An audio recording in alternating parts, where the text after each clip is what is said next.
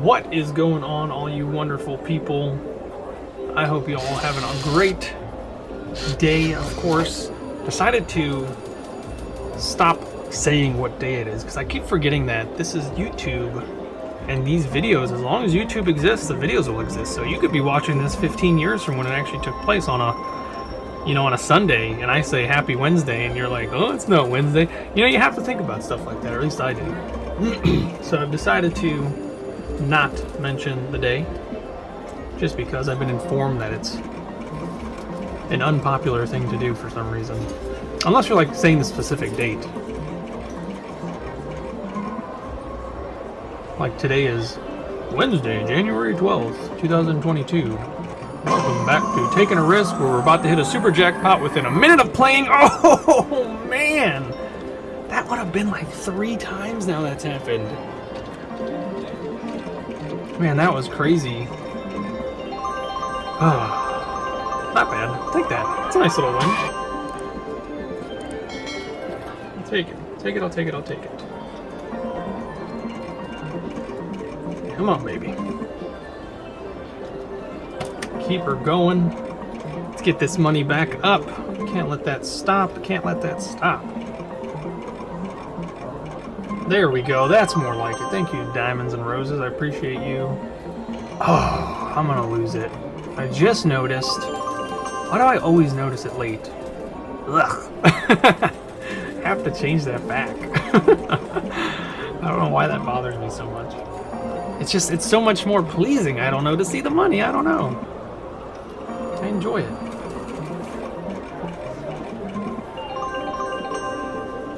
I hope everybody's been enjoying the Tales from the Clink, as I like to call it, which is obviously a play on Tales from the Crypt, because the stories are horrifying. Now, funny in nature, but horrifying in reality. I don't remember what I was talking about the other day. I know I mentioned a few stories about the guy stealing pizza and all that.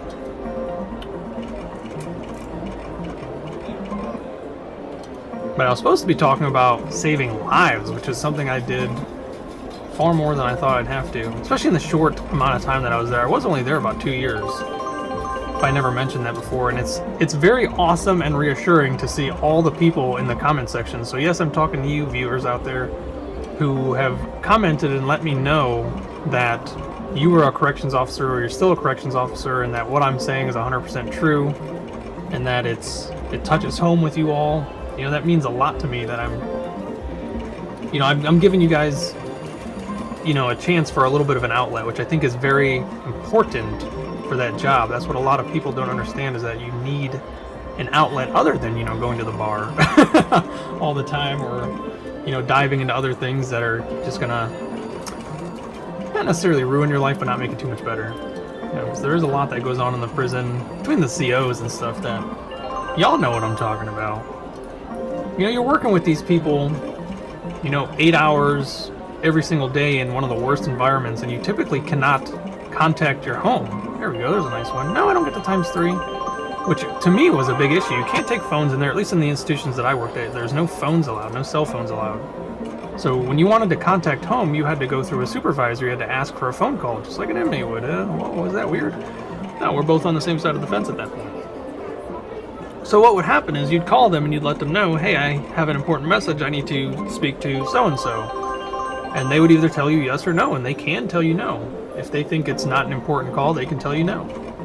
But of course, that's where you have to plead your case. You have to let them know that it's important. Like for me, 9 times out of 10 when I called home, since it was night shift, she was already asleep, so I had no reason to call home. But at 6 in the morning, when I'm getting told that I have to stay for an additional first shift, another 8 hours or so, I'd have to call her and let her know, 2 hours before she has to go to work, that I cannot come home and watch the baby. So that was super important. So I typically always got my phone call. I don't think there was ever a time where they told me no. But there are some, chatty Cathys, I guess that's a better term. I was going to call them walkie-talkies, I don't know why. So, they know if they hold up the phone line, there's only one phone line in and out of the units, at least where I worked. If this is not the case for you, then just enjoy the tale, I guess. Try not to correct me, because this is how it was at the institute where I worked at. There was one phone line, and that phone line was used, obviously, for the institution. You could contact the main office, you can contact the other units, you can contact the med station, stuff like that. But you'd also use that phone to contact home. So if you're holding up the line, they cannot reach you. There's no call waiting. They would get a busy signal. Now sometimes there was, I guess depending on who was calling, there was a supersede type of ring that would happen every once in a while. So if you're on the phone talking to, let's say, your neighbor in the unit next to you, just to kill some time or to see if there's something strange, if they are hearing some strange sound like you are or whatever, because the buildings are connected, you know, they share a wall, stuff like that. They also share a fence. Haha. That was a very funny joke. But when that call would come in, you know, it would have a distinct beep. There's a nice one. There we go, with the times 3, right? Yeah, there we go. Put that money back where it came from. Sucking me dry over here. That's what she said. Michael Scott, ladies and gentlemen. He's taking his leave. Nice, another little one right after. So no phones. You cannot contact home using your phone. Now people thought they were slick, but you know, people catch on. You know, either people snitch on them pretty much, or you know, administration, they're not that dumb. I'll say that. But people would bring in smartwatches. This was around when I worked there. This was around the time where smartwatches were becoming very popular, and people would bring in smartwatches. And your smartwatch is hooked up. You can have your own phone number for your own watch, so it can literally work as a freestanding device. You can make calls from it. You can make texts from it. Pretty much do anything a phone does without an actual phone. I'm not too familiar with Apple products, but I do like the Apple the watch. That's the only thing I like from Apple is their watch. The iPads are nice, but geez, man, they gotta stop using glass on the screens. I swear, that stuff breaks like glass. I don't understand why they still have not done something to update that. I've had Samsungs for the longest time. I've never ever switched to an Apple product for that one reason alone. But not only that, Apple's iOS system is inferior in my opinion. I think Samsung has them beat on that for sure. And then not only that, if you don't know, you're about to know, but a lot of Apple products are actually made by Samsung. Lo and behold. Did you know? If you didn't, now you do. And if I'm wrong, go ahead and tell me. But I'm not. So they would bring in smartwatches. I had one too, but it was the Galaxy smartwatch and the Gear or whatever it was, Samsung Gear, and they were not up to speed. It was still using T9 or whatever it's called, where you have to click three times to get to whatever letters at the 3. So it wasn't like a nice texting. It wasn't easy. You were sitting there literally like this for 20 minutes doing this, and you know, people are watching you on cameras. They can obviously tell you're doing something on your watch that you're not supposed to. So, and the reason all of that is not allowed is because if you allow cell phones to come in, then inmates possibly have an opportunity to contact their outside members. So I'm talking about gang members. They have, I mean, anybody can do it, but gang members specifically, they can make undocumented calls to their, you know, compadres, and things can happen. So in case you didn't know, all phone calls in and out of the prison are monitored. There is somebody who watches them, listens to them, and when I say watches them, there's also a voice, video messaging, video calls and stuff like that. They can do that. It's called JPay. So those are also watched and recorded. Now the person at home is either using a cell phone or a laptop, and the inmate is using a station on the wall. It's got like a little camera behind a box, and he's got a phone that he holds up. And there's a lot of scandalous stuff that goes up on those JPays that's not supposed to happen. So, you know, sometimes you'll be monitoring JPays for the night. And when I say the night, so it's not actively watched. They usually are recorded and they're sent to a file, and there's an officer on third shift who's put in charge of watching those, as well as other duties. That's not his main duty or her main duty. But I fell into that position several times, and boy, oh boy, it was like watching Skinamax sometimes. Oh, and not the good kind either. Oh, I shouldn't have said that. But yeah, you get to see a lot of, oh man, I'm just gonna say it, like methed out people on there doing some really weird dances. Let's just say that. Oh, Lord.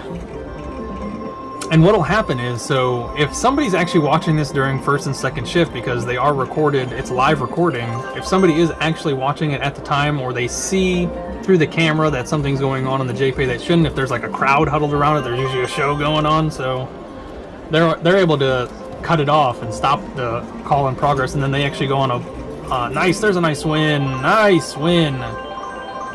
they actually go on a do not call list, so they get blocked from being able to call them. Because you'll have women that call up on there and then they put on an entire show, you know, toys and all, you know, balloon animals, all that good stuff.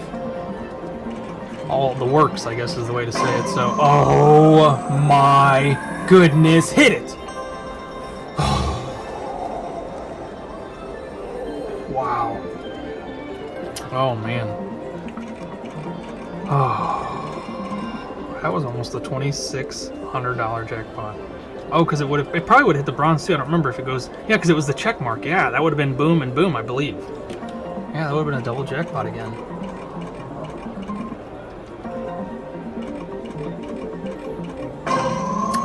That's gonna be it right there. That's the one, ladies and gentlemen. Hit it! Oh, come on now, manifest.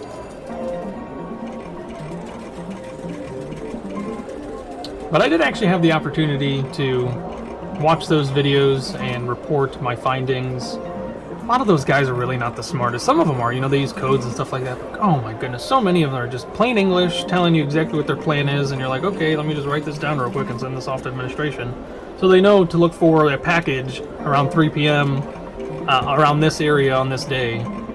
They really do stuff like that. It's very silly.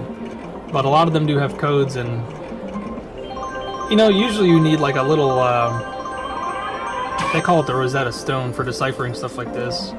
Because typically what happens is they make a code and they stick to it. They actually have, inside these gangs, people who create codes and different types of ways of communicating, which is pretty neat. They're usually pretty intelligent.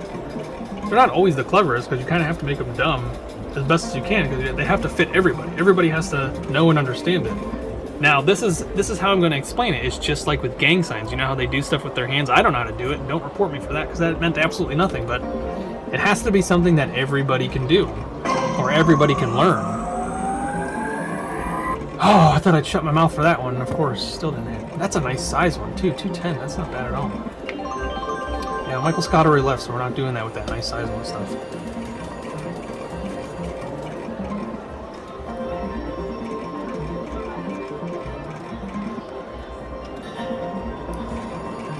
So yes, no phones, no way to communicate your family besides for asking for a phone call. But you can, like I was saying, communicate between units. So any unit can call any unit. So if you have a buddy that's working on the opposite side of the yard from you in a different unit, you can call him and see what's up. See if he's got anything interesting going on, if he's got anything he wants to look for, stuff like that. You know, bounce questions off each other. We could be on the phone. You're supposed to be doing your job, but on third shift, like I was saying, there's really not much you can be doing besides for your paperwork. Sometimes there's paperwork, not often, and then just making sure you're doing your rounds. So on third shift, you're really just sitting there in front of your computer. If you have a crossword puzzle, they tend to frown upon that stuff, but what are you going to do? Just sit there? You're not going to do constant rounds. Nobody walks around for 8 hours straight. You know, these guys do get some privacy, believe it or not. Oh, I'm not saying anything. I'm not saying it. Oh, such a tease. At least give me the ×3 while you're sitting there.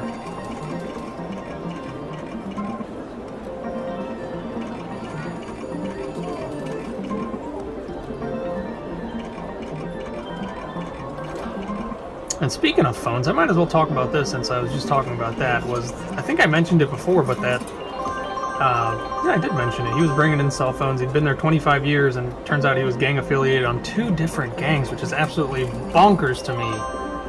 And I know it was because of his position within the state. And he had, I think it was like, he had 8 or 9 different cell phones with chargers and everything, and he'd loan them out, literally loan them out to whoever needed them and whoever would pay.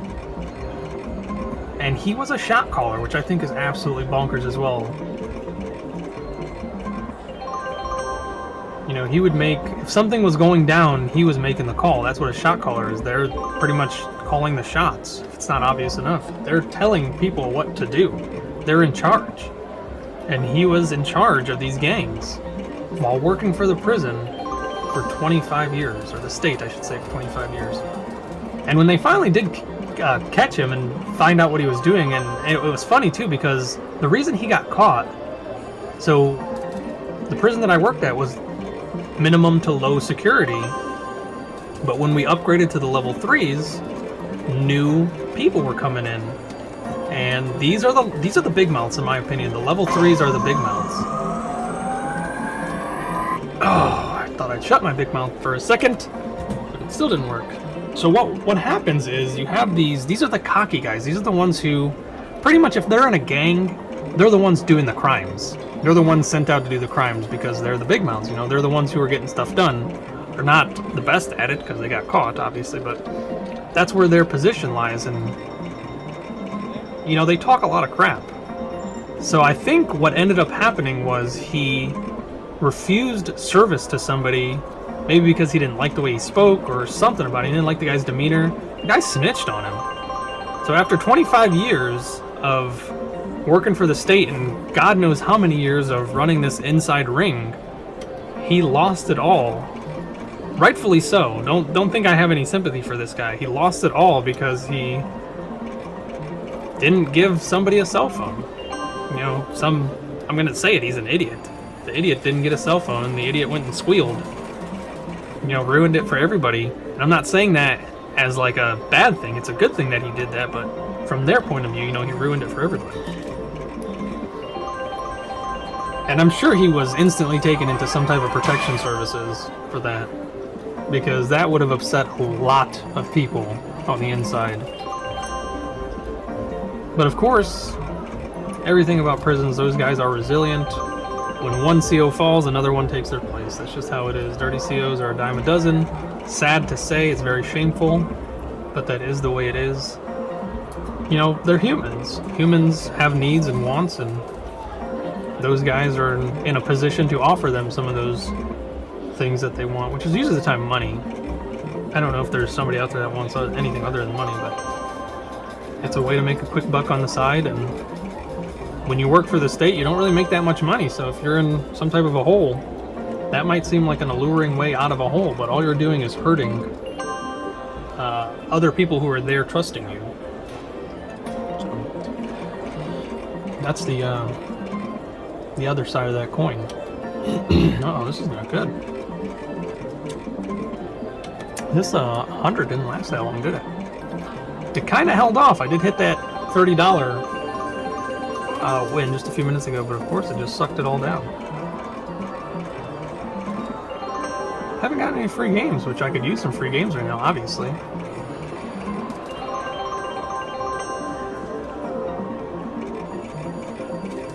I'm 2 cents shy from having 4 even spins out of here.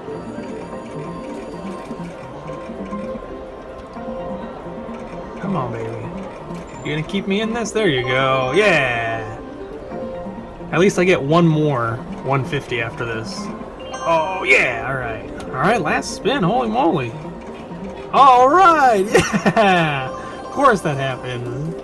Give me those last few spins again. Oh! Oh! You twixt me. Oh, but I'll still take that one. I thought I was going to hit those diamonds and roses again. Come on. Super real jackpot with the silver. Come on! Alright, it's going to happen. Something big is going to happen. It's gonna happen right here. It's gonna happen. Oh man, I'm not even gonna bother at the 50. I'm just gonna put in my next 100. We're gonna keep this show going. Uh-oh. I hate when this happens. I know you all do too, but I hate when this happens. Because then I always have to calculate for the other 100. So if I win, well, I guess if I win 100 right now, I don't win an actual 100. I just get my money back that I just lost. So that's the problem with having to put that second 100 in. I probably should have put it in somewhere closer in the 30s and tried that out again. Because I feel like that little method worked the other day. Oh. But I think adding money into the machine made it feel like you're gonna stay, so it gets you the good numbers. Although I haven't been talking to you, Diamonds and Roses, maybe that's why you're a little jaded. Is that what's going on? Because I'm talking to the folks at home and not you. Sorry, you know I'm here telling you stories. They're just listening, overhearing what we're talking about. I'm telling you stories, Diamonds and Roses. I don't think anybody comes to visit you the way I do.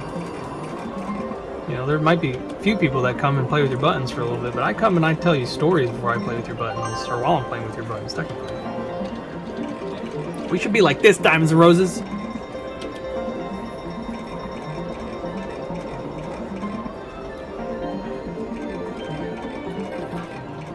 One of my favorite positions, working positions, which mine's out of the gutter, was the perimeter jeep. Believe it or not, one of the most boring positions, but it's actually one of the best. It's literally, you don't have to be. I keep saying you have to be. No, in my mind you have to be, but of course in the real world you don't have to be, a super soldier. In the real world you can literally get away with so much stuff and nobody seems to bat an eye. And that's the truth right there. A hard-working person works hard their entire life and takes one day off and everybody's like, what's going on? Why are you doing that? Oh, he's becoming lazy. But if a lazy person stays lazy, nobody really cares. All they get is, lots of friendships and stuff for some reason. I don't know why. I don't know. I don't really care either. Oh, there's a nice win. Oh, lives in a pineapple. That was a close giveaway to what my job used to be at one point. Sea captain for the Sponge Pirate Bob show. But working this Jeep, all you're literally doing for 8 hours straight is driving in a circle. Continuous circle. You turn around, go the other way. Now you stop, go the other way. Just checking, making sure the fence is working properly, which the fences have, they have touch alarm systems. So like if a bird lands on it, the alarm goes off. That's how sensitive they are. If the wind blows a little too hard, the alarms go off. And your job is to hit this right now. Yes!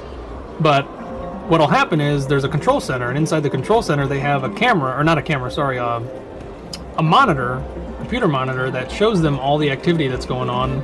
And what'll happen is if a bird lands too hard on this fence, it'll show red.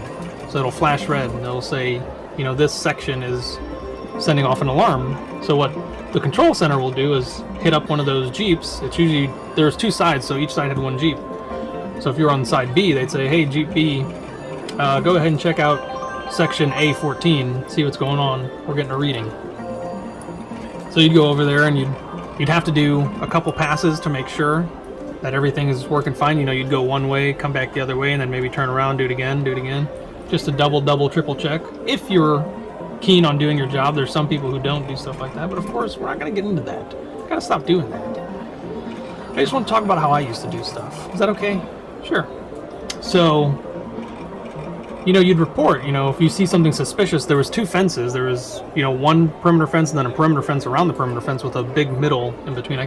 For some reason, I can't remember what the middle was called. I'm sure somebody will put it in the comment section below, and I appreciate you.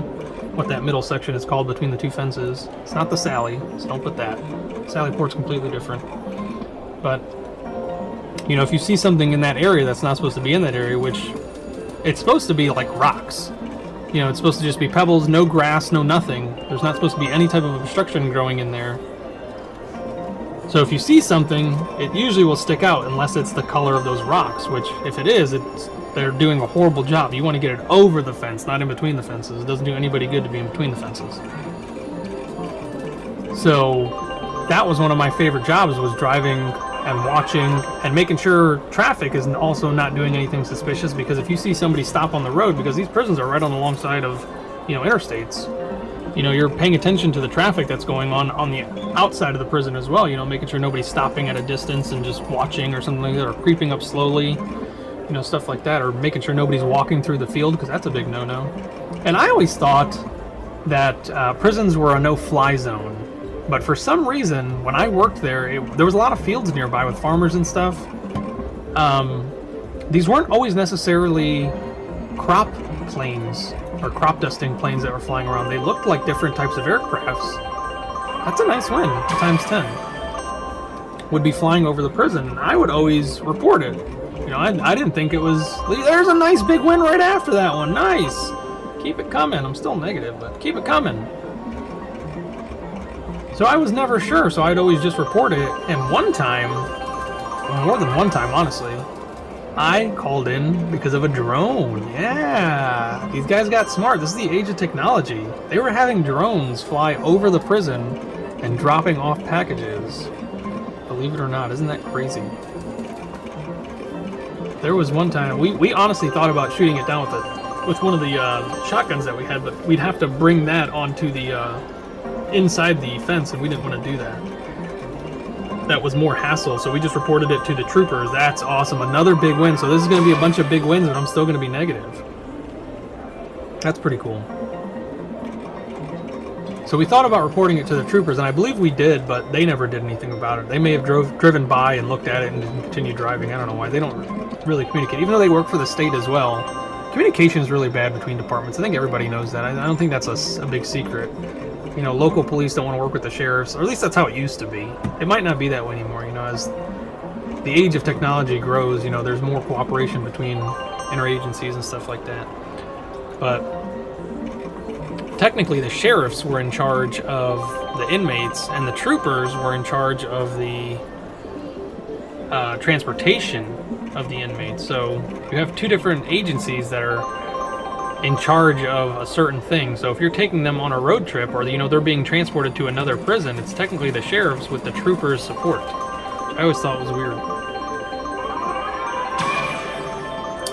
I don't know why, but I just imagine there being a ×10 there. There should be. It's alright, we'll keep moving. So there was a time or two where you're not supposed to leave the Jeep, because there is loaded weapons in the Jeep, which is another reason that position is cool.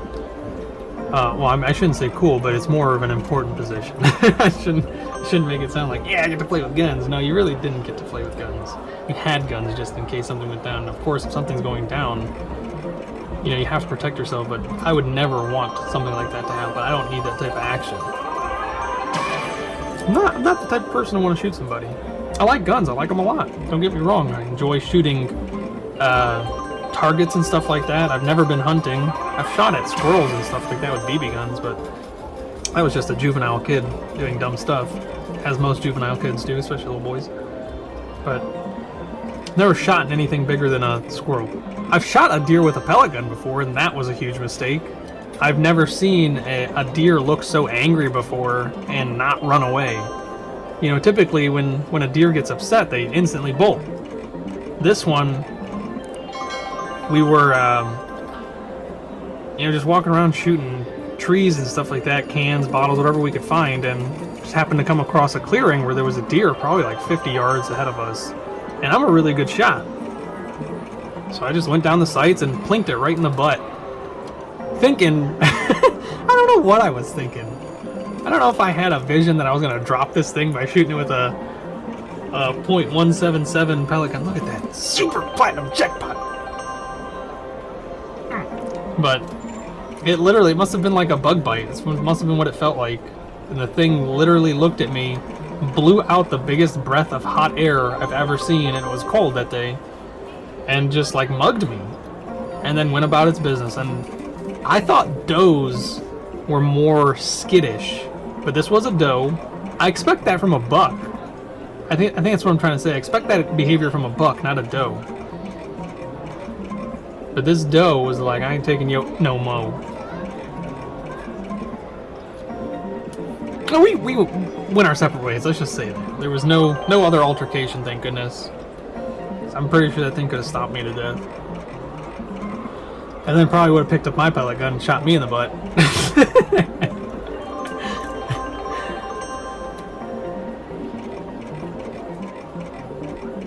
But yeah, it was cool. You'd have a loaded shotgun, of course, and then you'd have your sidearm. I don't remember if there was anything else in there that was neat. And you had to load and unload it, or unload it, technically, at the end of your shift and load it at the beginning of your shift. Yeah, that was one of the cool things that we got to learn, and I got a lot of experience loading weapons. Let's just say that. Only ever got to shoot those guns while at practice for training. Because you had to get recertified, you know, and all the stuff that they teach you have to get recertified every year. Which, Lord almighty, those training months took forever because they can't just send everybody to training at once. It has to be nice, diamonds and roses on the right, aces on the left. Nobody's hitting that ×3 though, right? No. How much even was that? $16.80? Wow. Should have been a lot more, I feel. But we didn't get that ×3, did we? So training would literally take months.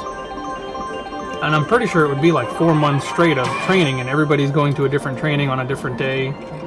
Some people don't have training certain days because people have to work at the prison while others are training. That's literally how it was. So stuff like that would also cause overtime because you can't have people going over their hours due to training. So a lot of people were getting frozen a lot during that time.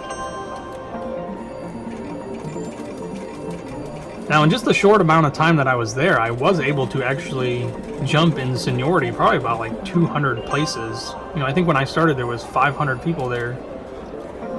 I don't remember if it was that many. That sounds like a lot. It really does sound like a lot, but I feel like that's where it was because I was number 300 and something, and I was not the last one. They were in a huge hiring spree when they hired me, and I was one of the first batches to come in. I was probably like, let's say if they had 30 batches, I was like within the first 5. So, and in those 30 batches, they were hiring, you know, like 5 or 6 people per batch, just about, because turnaround is horrific. And once again, there's people that get jobs there just to work with certain inmates, which is something you're not supposed to do. You're supposed to fill out all that paperwork beforehand. You're supposed to let them know if you know anybody in the institutions, but of course, if you're there for that reason, you're not going to tell them. And if nobody's doing like super extensive backgrounds, you know, they're not going into every person you ever contacted in your entire life type of research. It is just a state job, even though it is a very important one. It's not like you're going to work for the FBI or the CIA or anything like that. They don't do extensive background checks. They just do a background check. If you come back clean enough, you're good to go. Which 9 times out of 10 was the case.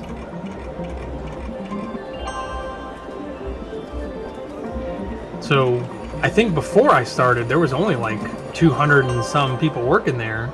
And then by the time they were done with their big hiring process, there was about 500. I think that's what it was.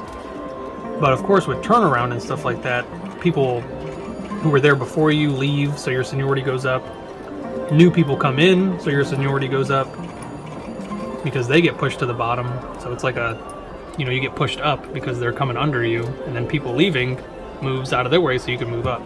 So that's what would happen. So in case you didn't know how seniority works, now you do. And in case you don't know how to win a Super Brown jackpot, now you do! Oh, man. So by that time, you know, within like a year, when I was done with my probation, I was able to move around wherever I wanted to, and I was able to start picking for positions. And there was permanent positions. You could bid for a permanent position, but I liked being a floater. That's what I was called. That's no joke. That's what they were called, floaters. People who fill in positions where they need to be filled in. And I was a very happy floater. They knew where they wanted me, and typically with seniority I could get there. So, you know, because you have a lot of newer people coming under you working certain shifts, especially second shift. Second shift is a very rookie shift. There's a few veterans on there always is, but for the most part, the vast majority is rookies. So I was quickly able to gain a lot of seniority on second shift. And I would typically pick yard positions if I could, because I was saying before, those are called the yard dogs. You know, they monitor everything that's going on. Whenever there's an issue, they're the ones you call. That's who I wanted to be. That's who I wanted to be. That's who I wanted to be. Let's go.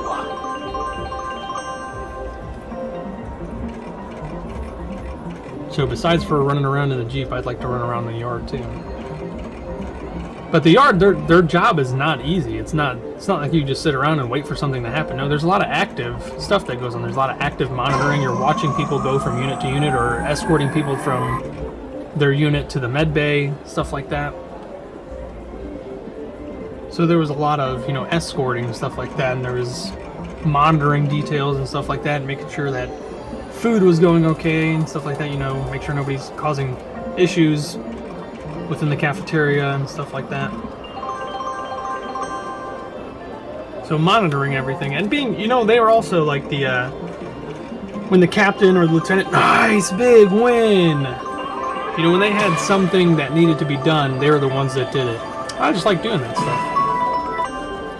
You were always busy, and in a good way. You weren't just sitting around, which in my opinion is the worst thing you can do while working at a prison. There's always something to do. Except for on third shift when you literally have nothing to do in between rounds, and they won't let you even bring in crossword puzzles and stuff like that. Of course people did. It wasn't like you got fired or anything for doing something like that.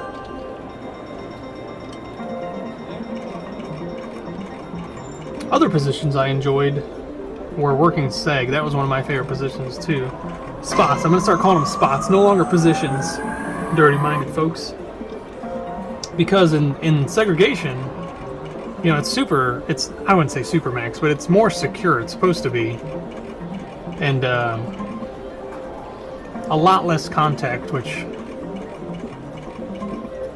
if you work at a prison, that's probably the best way to keep it, is a lot less contact. Less contact, the better. And if they're in seg, they're obviously in there for bad reasons. Sometimes they're in there for protection, but 9 times out of 10 they're in there because they're really bad boys. Oh, thank goodness. Woo! I was losing hope, folks. I was losing hope. Oh, off the rip with the 25. Oh, and they're next to each other. Okay, come on now. They're next to each other. Oh, no. No, really? Oh, I was going to do that. That 10 threw me off. Wow, how crazy is that? Diamonds and Roses, we know. We speak the same language, so sometimes I second guess myself, and then that happens. There we go, there's a nice big one. Now we need a mini jackpot. Mini jackpot and 8 spins. 10 spins in total, but I'm saying 8 spins because that's all I had left at the time. Oh, there's a nice big win! Yeah! That's a $30 win. Nice. Very nice. Kang-a-langs, baby. Very nice. Let's do a couple more of those. On Diamonds and Roses and dollar signs. Diamonds and Roses and dollar signs. Ah, I'll still take it. That's pretty awesome for 10 spins. That's very nice. We're not done yet. Don't count your chickens, George. Not done yet.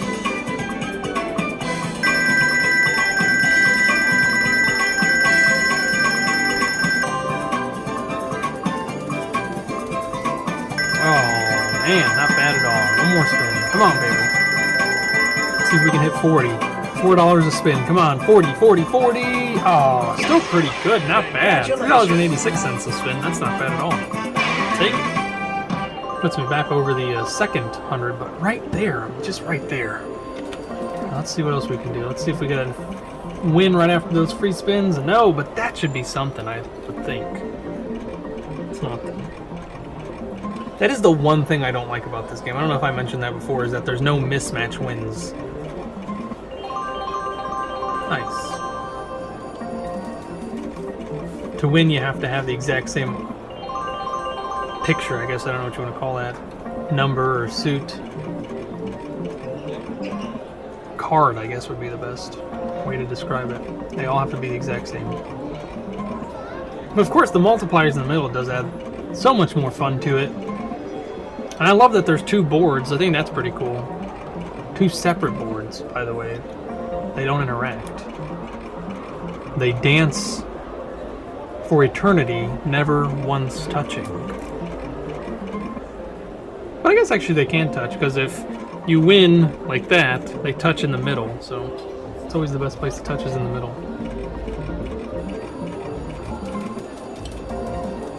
I'm going to get violent with this button here in a second. Taking my money. It's alright, I've taken a lot of your money.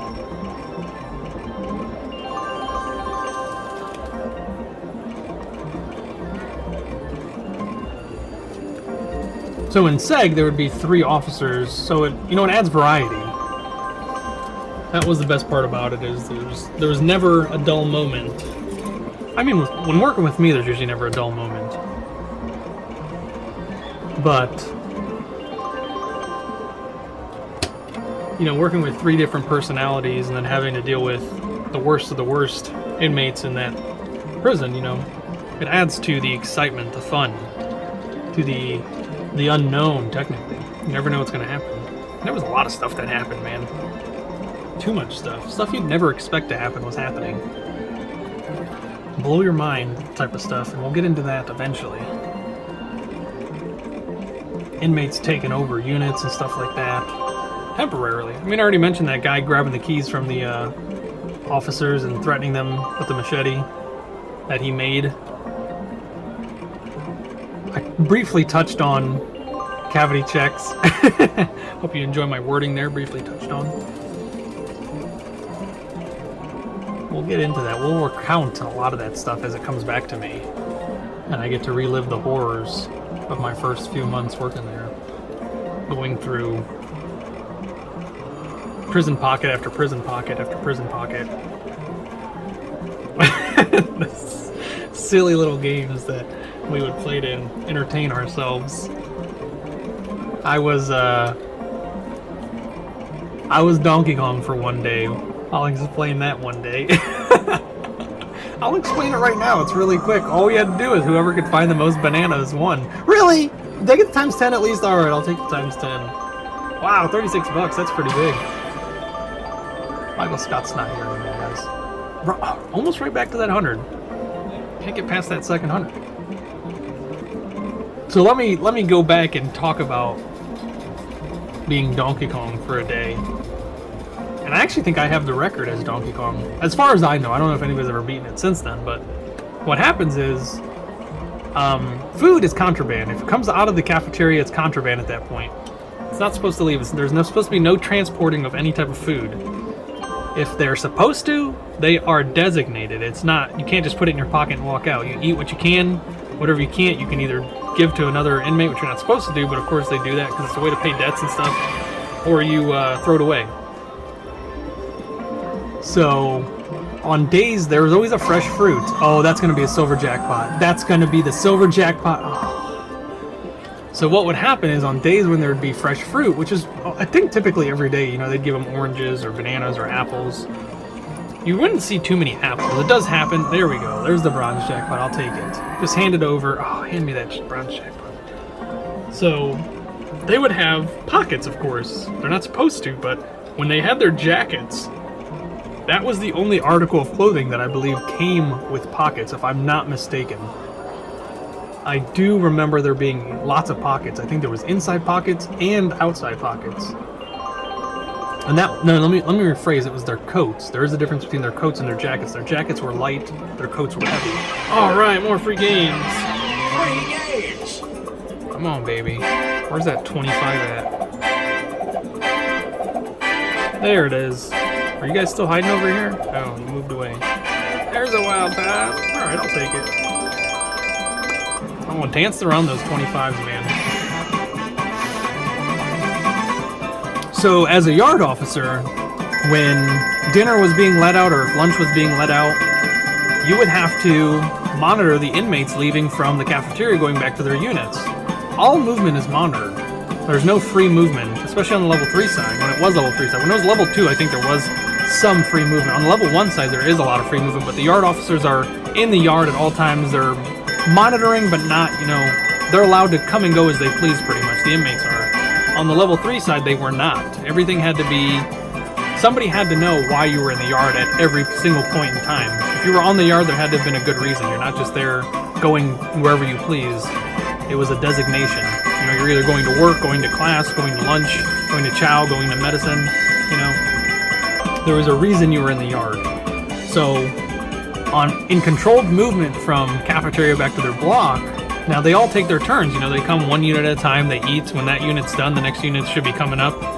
That's how it works. So, on their way out, you can search whoever you want. If you have reason to believe that they have something on them or it looks like they're concealing something, you have reason to search them, and you know, you take whatever contraband you find if you want to. There's, of course, officers that don't do that once again.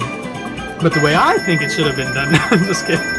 No, the way I like to do it is, you know, it is contraband. They do all kinds of shady stuff You know, it's not just food at that point. It becomes money to some people. You know, they use it to repay debts. And then another thing is they used it to make hooch, which was the big thing to me, was you didn't want them making this prison wine. For obvious reasons. You can't just have drunk inmates. And it is pretty potent. Prison wine is pretty potent. So while they were coming from Chow, you know, if it looked like they were housing food, you know, you'd search them and take it from them. If not, you just let them go. You know, there's no harm, no foul. There we go. That's not a bad win. $28. All right, we're way over that 100 now. So every day, you know, they'd come out. They know you. They, like I was saying, they know you better than some of your friends know you. These people pay attention. So they know when they're going to get searched. So some people are smart enough to say, you know what, maybe not today, I'll try again tomorrow. Trying to smuggle out food, but of course there's always those guys who need to do it. You know, there's a lot of kleptos in prison for a reason. So they try, and I'm gonna say I'm not gonna say 9 times out of 10. That's not even, I can't give an accurate number as to how many times I caught people. You know, out of so many inmates, how many of them actually had stuff? Probably most of them, and we caught some of them. You know. So what we would do is, you know, you'd search them, and we would never pick. It wasn't, you weren't picking everybody. So, you know, if there's 3 of us standing there, and it became a game, you know, this is one way you entertain yourself as an officer. It became a game. You weren't allowed to go through everybody, unless you had to. You know, sometimes the captain would say, you know, we need to check everybody, so you check everybody. But most of the time it was, you know, check who you needed. You know, check who's making it obvious. So that's what we would do, and oh man, was I so good at figuring out who was making it obvious. I'm really good with body language. Really good at reading those minute details and people's demeanors and stuff like that.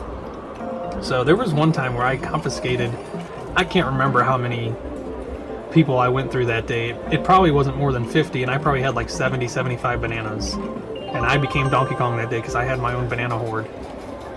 And all that goes right into the trash. There's no saving of food. Not supposed to be. You know, they have commissary for a reason. That's the food that they're allowed to have back at their in their cells.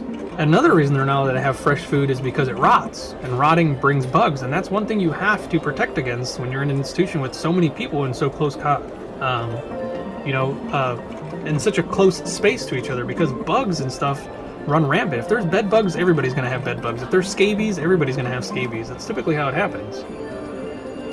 And we did have our fair share of scabies outbreaks. You know, those guys share clothes or whatever, which is also, they're not supposed to do that, believe it or not. They're not supposed to share any type of clothing because of issues like that. But it's like, keep yourself to yourself, please. You don't share toothbrushes. Where did you guys grow up?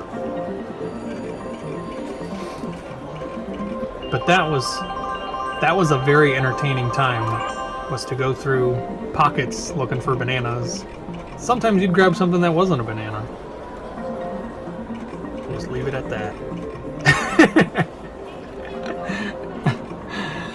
Light match, drop, look away. I know that was, as far as I know, that is still the finder's record for a number of bananas confiscated. 70 to 75. It was somewhere, and there was like 72 or 73 bananas on 50 or so inmates. So a couple of those guys had multiple bananas. There it is. There it is. We're taking it and running. We're taking it and running. Oh, why is that not a win? Oh, but I'll still take the $16. Not bad with the aces. Very nice. All right, we're back over 100 again. I don't think we're going to make it out of here over 200. I could sit here all night, though.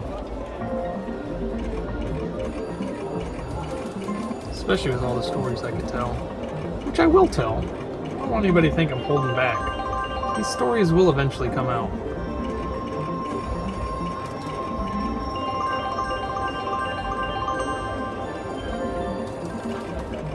I do remember one time while searching somebody for bananas, he tried to grab my hand right before I went into his pocket. Like, the banana meant that much to him. And that is a giant no-no. That is an act of aggression, an instant act of aggression. Any type of quick movement from an inmate to an officer is an act of aggression. You know, with somebody with super quick reflexes like myself, there's no time to think what he's going to do. It's he's making this type of maneuver, so I need to make that type of maneuver to counter no matter what. You know, you don't mess around with stuff like that. It's life or death in some of those instances. And he ended up getting dropped in place. Escorted to the ground, as they say. He was instantly escorted to the ground on top of his banana.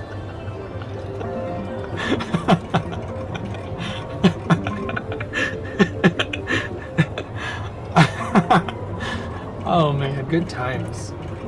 Good times. Now, of course, that was a scary in the moment episode, but remembering him standing up after the fact, because of course we had to put him in cuffs. You know, that was an inexcusable maneuver.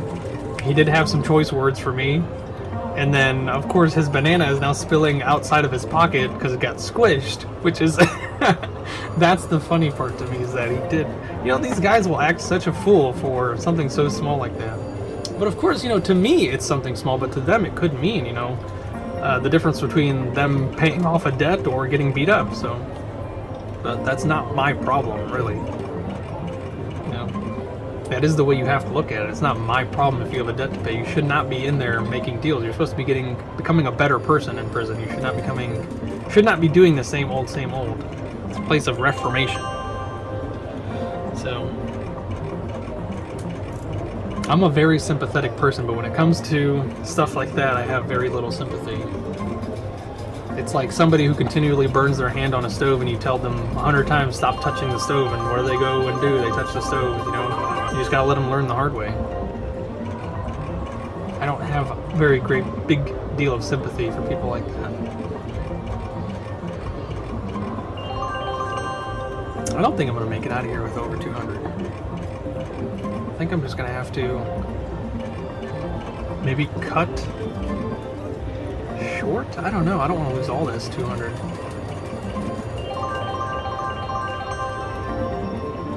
$74.99. I like that. That's and that is where I'm gonna end. That's a nice little. It's on sale today. $74.99. Of course, I am down, which isn't bad, or not. It's not good. But there's always next time, right? All right, folks. If you enjoyed today's episode, please go ahead and subscribe if you haven't already.